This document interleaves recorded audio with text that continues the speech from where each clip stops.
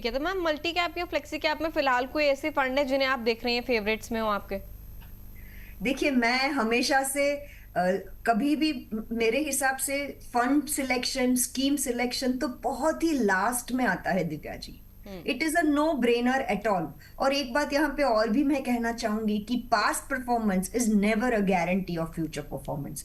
तो ये कभी मत सोचिएगा कि अगर ये पर्टिकुलर फ्लेक्सी कैप फंड ने पिछले 3 सालों में बहुत ही टॉप परफॉर्मेंस फंड है तो इसी में हमें आगे भी रिटर्न्स मिलेगा।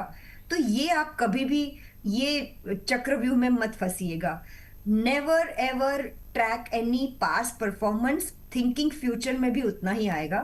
लेकिन अगर दिव्या जी आपका मैं सवाल का जवाब डिप्लोमेटिकली ना देते हुए स्ट्रेट फॉरवर्ड दूं, तो मैं ये कहीं पे भी रेकमेंडेशन नहीं कर रही हूँ निवेशकों को। क्योंकि जब भी हम कोई स्कीम रेकमेंड करते तो उनका पूरा रिस्क प्रोफाइलिंग देखना पड़ता है, उनके पूरे लाइफ गोल समझने पड़ते हैं, उनका फ्यूचर में क्या इस पर्टिकुलर इन्वेस्टमेंट से एक्सपेक्टेशन है, रिस्क टेकिंग एपेटाइट क्या है, ये सारी चीजें समझ के ही हम किसी को कोई भी स्कीम सजेस्ट कर सकते हैं। तो मैं यहाँ पे जनरली मेरे लिए क्या मैं सोचती हूँ और मैंने कहाँ निवेश किया है वो मैं जरूर शेयर करूंगी। तो अगर फ्लेक्सी कैप फंड है तो पराग पारेख फ्लेक्सी कैप फंड है, जेएम फ्लेक्सी कैप फंड है, bank of India flexi cap fund है, यहाँ पे मैंने निवेश किया हुआ है। और अगर आप लार्ज कैप फंड की बात करोगे तो मेरी सालों से एसआईपी जो चल रही है वो बिरला फ्रंटलाइन, अब बिरला लार्ज कैप फंड हो गया है, वहां पे मैं निवेश करती हूँ। डीएसपी लार्ज कैप फंड में निवेश करती हूँ। और अगर आपको मल्टी कैप फंड में मैंने जहां मेरा पैसा लगाया है तो वो है Motilal Oswal multi cap fund है, bank of Baroda multi cap fund है, एचएसबीसी का मल्टी कैप फंड है। तो ये सारी स्कीम्स में मैंने निवेश किया हुआ है। मैम, अगर एक इन्वेस्टर है जो कि जैसे कि हम लोग देखते हैं और कहते भी हैं कि लार्ज कैप में भी होना चाहिए, मिड कैप में, स्मॉल कैप में, फ्लेक्सी कैप फंड में यहाँ पर निवेश आपका होना चाहिए, क्या ऐसा नहीं लगता कि थोड़ा सा ओवर कॉम्प्लिकेट भी हो जाता है पोर्टफोलियो इन केस अगर सभी कैटेगरीज में हम लोग सभी इक्विटी की जितनी भी कैटेगरीज यहाँ पर हैं सब में इन केस अगर निवेश हो रहा है तो? अभिषेक जी आप सही बोल रहे हो, थोड़ा सा कॉम्प्लिकेटेड होता है और थोड़ा सा ओवरलैप भी होता है। Let's be very honest about means, चाहे कोई फंड हाउस या कोई भी फंड मैनेजर कितना ही जस्टिफाई क्यों ना करे, the basket of companies which they have is around 500 to 600। अब उसमें से टॉप 100 आप निकाल दीजिए, वो लार्ज कैप में उनको डालना ही पड़ेगा। फिर और 200-250 आप निकाल दीजिए, वो उनको मिड कैप में फिट करना पड़ेगा। और बाकी का स्मॉल कैप हो गया। तो ऑब्वियसली कहीं ना कहीं तो ओवरलैप होता ही है, क्योंकि लार्ज एंड मिड वाले कॉम्बिनेशन फंड्स में भी बहुत ओवरलैप होगा। राइट। अच्छा, स्मॉल कैप फंड में भी आज की तारीख में आपने स्मॉल कैप में लिया है लेकिन कल को वो मिड कैप पहुंच ही जाएगा, तो again when you will be reshuffling it, overlap तो होगा ही होगा। और आप अगर 8-10 फंड हाउसेस में अलग अलग स्कीम्स में लार्ज कैप कैटेगरी में जा रहे हो तो भी होराइजन तो वही 100 कंपनियां हैं ना अभिषेक जी। तो ये आप एकदम सही बोल रहे हो, ओवरलैप है लेकिन कॉम्प्लिकेशन बिल्कुल नहीं है। मैं ये समझाऊंगी आपको। देखिए, कॉम्प्लिकेशन तब होता है जब आप ब्लू चिप और लार्ज कैप में फर्क नहीं समझते हो, निफ्टी 50 और लार्ज कैप में कंफ्यूजन क्रिएट करते हो, तो ये कॉम्प्लिकेशन या ये कंफ्यूजन जरूर होता है। लेकिन जब आप कैप के बारे में एकदम पर्टिकुलर हो कि भाई मुझे स्मॉल कैप में ही डालना है, मुझे मिड कैप में नहीं डालना है, तो ऑब्वियसली कोई कॉम्प्लिकेशन है ही नहीं। क्योंकि स्मॉल कैप तो शुरू ही 251st कंपनी से लेके होता है, तो वो मिड कैप में आ ही नहीं सकता है। मिड कैप के लिए आपको 101 to 250 में ही डालना पड़ेगा। तो there is absolutely no complication in mid, large and small clear categories. But yes, जब कॉम्बिनेशन आता है ना फ्लेक्सी कैप फंड, तो obviously they are tilted towards large cap. जब कॉम्बिनेशन आता है मिड एंड लार्ज का, तो ऑब्वियसली वहां पे थोड़ा सा होता ही है। लेकिन फिर भी मेरे हिसाब से इतना कोई कंफ्यूजन नहीं है। और क्लियरली सेबी के गाइडलाइंस है, एएमसीज के इंटरनल प्रोसेसेस होते हैं। I think they are following perfectly what they are suppose to invest in that particular scheme. एक जो मल्टी कैप का मेरा बहुत ऐसा मानना है, जो हालांकि मल्टी कैप में सबसे कम एयूएम है और सबसे कम स्कीम्स है, लेकिन मल्टी कैप मुझे लगता है आगे जाके अच्छा परफॉर्म करेगा, क्योंकि कंपलसरी एक पर्टिकुलर रेशियो में आपको लार्ज, मिड और स्मॉल में रहना ही पड़ेगा। तो फंड मैनेजर को वो फ्रीडम जब नहीं होता है तो कॉम्प्लिकेशंस कम होते हैं, because the process is particularly set over there. ठीक है, कॉम्प्लिकेशंस बहुत बड़ी यहाँ पर दिक्कत नहीं है, लेकिन मैम जैसे कि ओवरलैप है तो उसको भी अगर एलिमिनेट यहाँ पर करना हो तो ओवरलैपिंग के लिहाज से अगर देखा जाए, जैसे कि लार्ज और मिड कैप फंड हो गया और उसको लार्ज और अलग से और मिड कैप अलग से, इन केस अगर कोई निवेश कर रहा हो यहाँ पर, तो ओवरलैपिंग कितनी परसेंटेज ऑफ ओवरलैपिंग यहाँ पर ठीक है? इससे ज़्यादा अगर होगी तो दिक्कत हो सकती है। जी सर, अभिषेक जी, देखिए क्या होता है ना कि मोटा मोटी मुझे ये लगता है कि आई थिंक आपको पैसिव इनकम सेफ जनरेट करनी है तो आपको निफ्टी 50 या लार्ज कैप में डाल देना चाहिए, और आपके उम्र के हिसाब से एसेट एलोकेशन को डिजाइन करिए।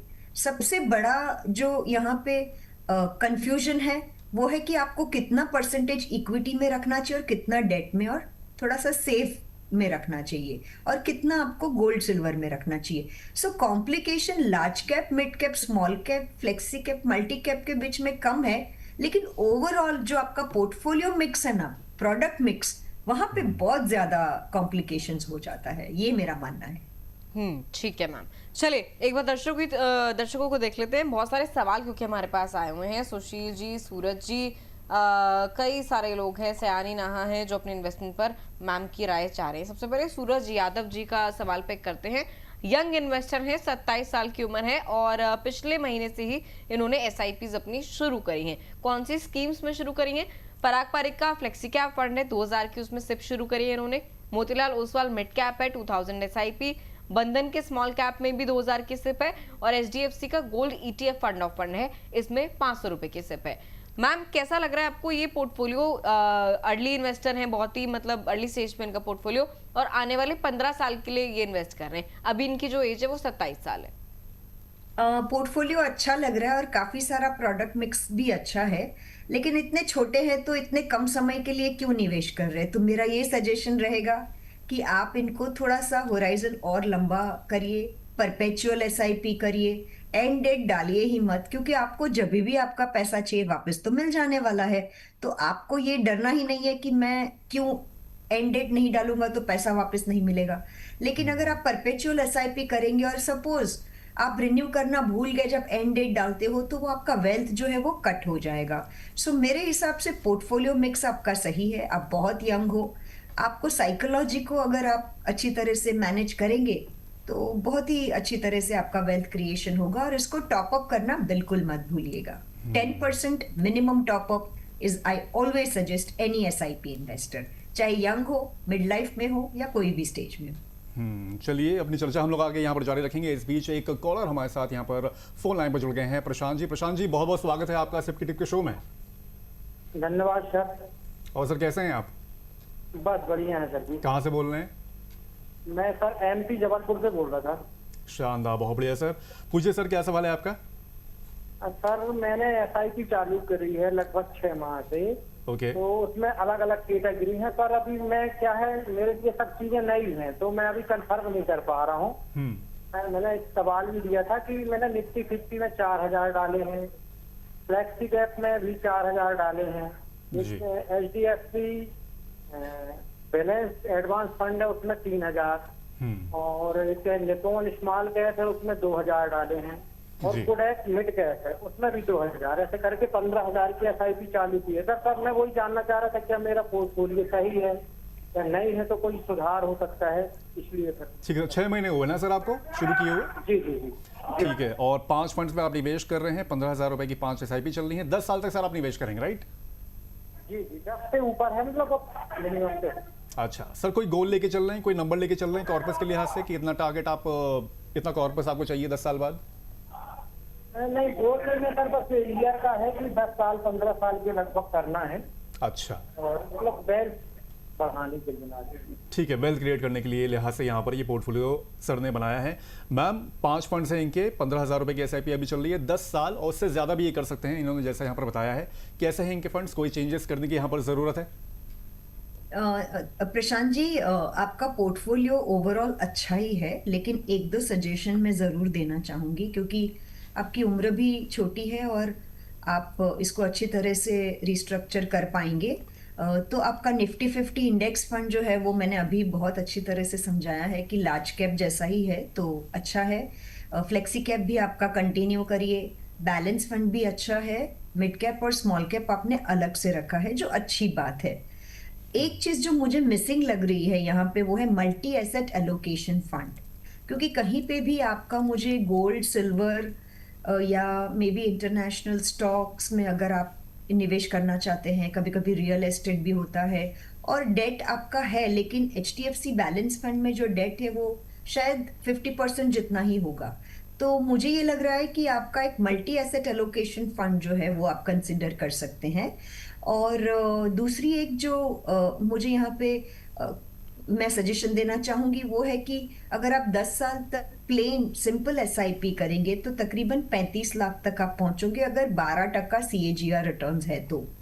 अगर आपको 15% रिटर्न मिला तो शायद ये 35 लाख का सीधा 60-70 लाख भी हो सकता है, लेकिन हम 12% पकड़ के चले और 10% इसमें आप टॉप अप कर दोगे ना, तो आप ये सीधा 50 लाख तक पहुंच जाओगे।